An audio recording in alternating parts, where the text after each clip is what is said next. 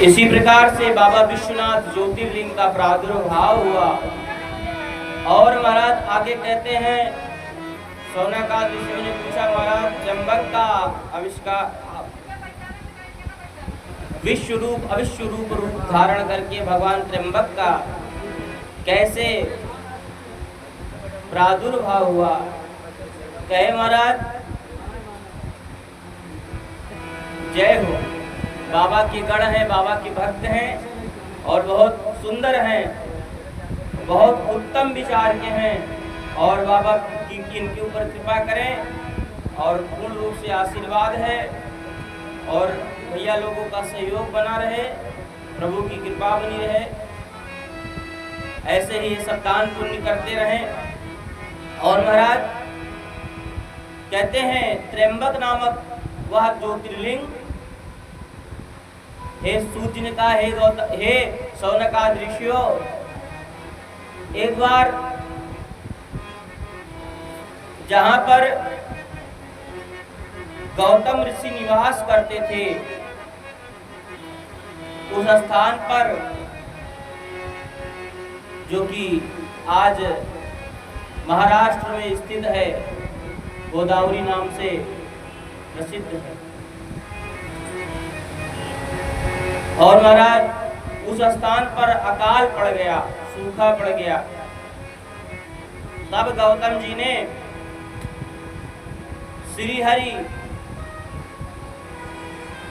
ब्रह्मा जी को प्रसन्न करके वरदान प्राप्त किया। उन्होंने एक हाथ गड्ढा खोदने के लिए कहा ब्रह्मा जी ने, और कहा इस गड्ढे को खोदो और जो इसमें जल होगा वो अक्षय होगा, कभी क्षय नहीं होगा। अकाल पड़ गया, सूखा पड़ गया, गौतम जी ने तब के बल से जल को प्राप्त किया। महाराज देखिए त्र्यंबक ज्योतिर्लिंग कैसे, और आज जब जल प्राप्त हो गया तब वो उसी जल से अपने खेत में बीजोत्तर करके बीज बो करके फसल उगाना प्रारंभ कर दिए और उनके खेत हरे भरे लहलहा रहे थे। जब ऐसी स्थिति हुई तो आसपास के जितने ब्राह्मण थे, ब्राह्मण पत्नियां थीं, वो उनका विरोध करने लगी और तपस्या की। तपस्या करके श्री हरि कहते गणेश जी को प्रसन्न किया, नाथ गणेश जी को प्रसन्न किया। गणेश जी ने कहा वर मांगो। तब हुआ ब्राह्मण और ब्राह्मण पत्नियों ने कहा महाराज ये जो गौतम है, गौतम ने ब्रह्मा जी के द्वारा जल का एक स्रोत प्राप्त कर लिया है और उसी जल से अपने खेत आदि का सिंचन करता है महाराज। और हम लोग चाहते हैं कि उस गौतम का यह जो प्रकार है वो इस स्थान को छोड़ के चला जाए। और महाराज ऐसी स्थिति गणेश जी ने कहा देखो बहुत समझाया ब्राह्मणों और ब्राह्मण पत्नियों को कि जो लोक हित के लिए काम करता है उसका विनाश नहीं करना चाहिए, परंतु वो नहीं माने और गणेश जी से कहा कि इसको इस लोक निकारा दे दीजिए ना, इस स्थान से निकारा करवा दीजिए। गणेश जी ने कहा ठीक है। एक दिन गणेश जी एक गऊ का रूप धारण करके गौतम के खेत में चरने के लिए चले गए, ऋषि गौतम। और महाराज गौतम जी जब उनके खेत में गैया चर रही थी, इतने दयालु थे कि एक घास का तिनका तोड़ करके उसी से फेंक के मारते हैं कि भग जाए, परंतु वो गैया जो कि गणेश भगवान स्वयं उस गऊ का रूप धारण करके आए थे वहीं पर गिर के मर जाती है। महाराज सोचिए केवल एक तिनके से वो गैया मर जाती है। अब इधर जैसे ही गैया मरी, उधर से सब ब्राह्मण और ब्राह्मण पत्नियां उनको देख रही थी, क्योंकि गणेश जी से गौतम को लोक निकारा देने का जो क्रियाकलाप रच रखा था। अब सबने घेर लिया, ऐ दुष्ट गौतम तूने गौ हत्या कर दी,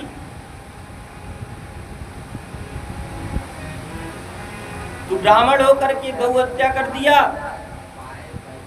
और तुझे गौ हत्या का दोष लग गया, अब तू यहाँ से चला जा, अन्यथा तुझे मार करके यहाँ से भगाया जाएगा। गौतम जी ने ऐसा विचार किया कि अब क्या होगा।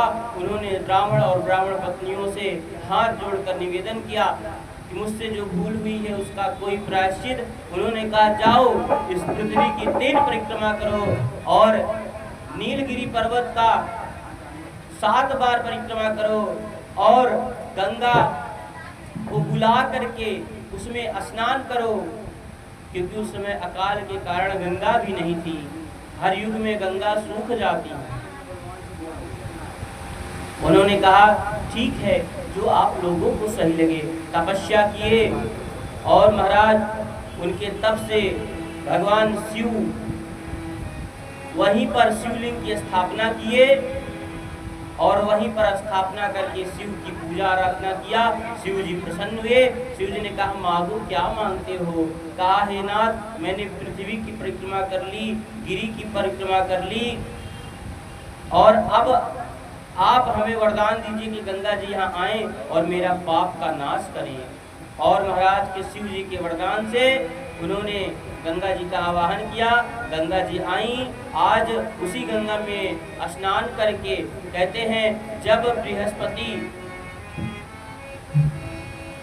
सिंह राशि पर होता है तो उस गंगा गोदावरी क्यों है? क्योंकि गो हत्या का पाप का जो समन वारती है वही गोदावरी है। गोदावरी जो गौ हत्या का पाप का वारती है वही गोदावरी है ना। कहाँ है? महाराष्ट्र में। और वही शिवलिंग त्र्यंबकेश्वर के रूप में प्रतिष्ठित हुए। बोलिए त्र्यंबकेश्वर भगवान की जय। आज हम यहीं बैठे बैठे त्र्यंबकेश्वर का दर्शन कर रहे हैं, त्र्यंबक का दर्शन कर रहे हैं। और महाराज इस प्रकार से